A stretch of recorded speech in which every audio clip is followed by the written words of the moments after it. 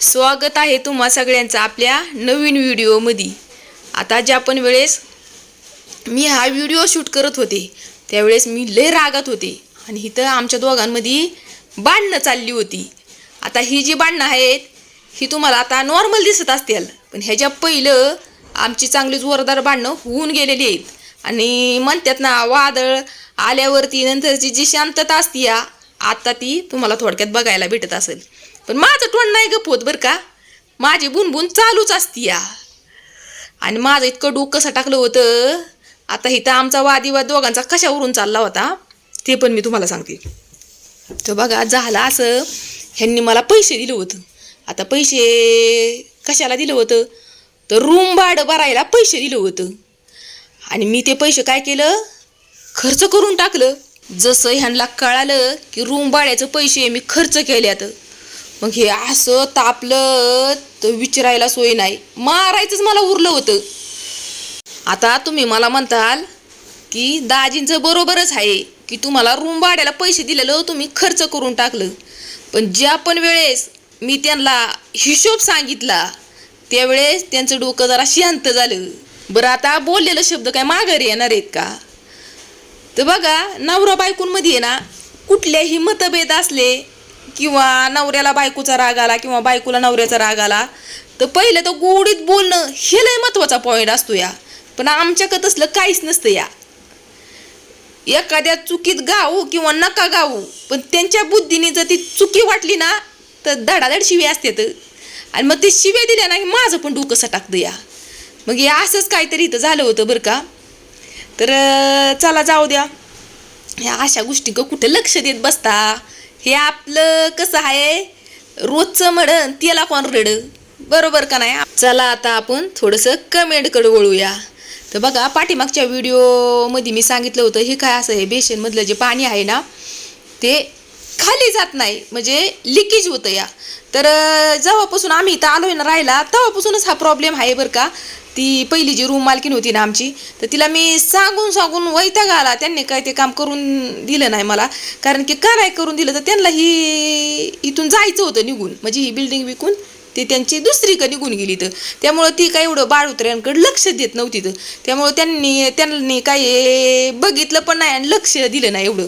मग आता हे नवीन जे रूम मालक आलेला आहे, म्हणजे त्यांनी सगळी बिल्डिंग घेतलेली आहे, तर त्या मालकाला पण मी बरंच हे घरातलं काम सांगितलं बरं का। म्हणजे बरेच इतके प्रॉब्लेम होते, जवळजवळ आम्ही इथं आल्यापासून 4-5 प्रॉब्लेम असे असतील ह्या घरामध्ये, तर ते त्यांनी सॉल्व्ह करून दिले। मग आपण सारखं सांगायला पण कसं तरी वाटतंय ना, बरोबर का नाही? की सारखंच प्रत्येक महिन्यामध्ये किंवा 10-15 दिवसांमध्ये ह्या प्रॉब्लेम आहे तो प्रॉब्लेम आहे, मला पण सांगायला लाज वाटायला लागली आता। मग मी काय केलं, त्याच्यामध्ये ते जी पावडर भेटते का नाही, बेसन पावडर बघा असती तर ती 2-3दा टाकली, म्हणजे 2 दिवस संध्याकाळची टाकली होती, तर त्याच्यामुळे जरा फरक जाणवला होता बरं का मला। म्हणजे जे बी काही लिकेज झालेलं तेलकटपणा जे आपल्या बेसनमध्ये असतोय पाईपामध्ये तो सगळा पूर्णपणे क्लिअर झालं होतं। पण 2-3 दिवसांनी परत तो प्रॉब्लेम सुरू झाला, कारण आपली सकाळ संध्याकाळ तर भांडी असतातच ना, मग तेलकटपणा बरोबर त्या पाईपामध्ये जातोय आणि परत तसंच लिकेज होतं बरं, त्या रूम मालकाला तरी पण लाजकाचं बरं का मी सांगितलं, म्हणलं पाण्याचा लयच प्रॉब्लेम येतो तर होतोय इथं बेशनमध्ये, तर त्यांनी सांगितलं की ती जाळी घ्या म्हणून, नाही का, ती बारीक जाळी असते ती पण आणली मी, त्याच्यामुळं पण काय फरक पडा ना। आता काय करावं बरं, काही जणांनी असे पण कमेंट केल्यात ते बेशनमधला पाईप आहे ना तो बदला, तर तो मी बदलू शकल, पण त्या पाईपाचा काहीच प्रॉब्लेम नाही।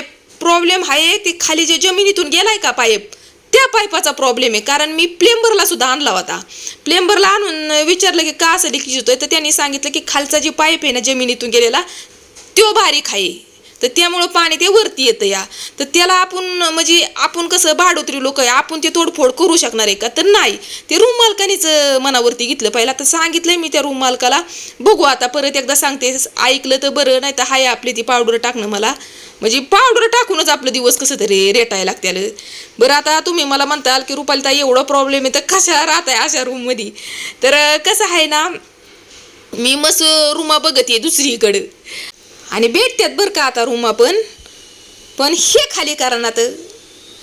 आता ह्यांचं कसं आहे, कुठल्याही रूममध्ये मला अशी नेऊन टाकली ना की तिथून हे बळ सुद्धा खाली करत नाहीत, मग कितीही अडी अडचणी येऊ दे तिथं का तर ह्यांना सामान शिफ्ट करायचा लय कटाळा येतो या.